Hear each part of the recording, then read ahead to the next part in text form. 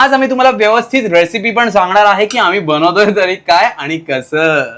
तर चला वळूया आपल्या किचनच्या मेकिंग कडे. आपण सगळ्यात आधी घेणार आहोत जे मसाले आपण वापरणार आहोत ते मी तुम्हाला येऊन आधीच सांगतो. एक मिनिट माझ्या फ्रेमच्या मध्ये येऊ नको, डायरेक्ट बुक्कीत आडवा करीन मी, डायरेक्ट बुक्कीत आडवा.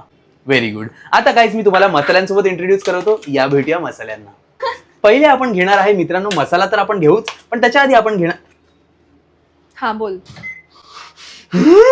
पहिले आपण घेणार आहोत मित्रांनो लसूण. जे माझ्या बायकोने दाखवलं ते 2 मिनिटांसाठी विसरा, आपण तुम्हाला स्टार्टिंग पासून सांगतोय.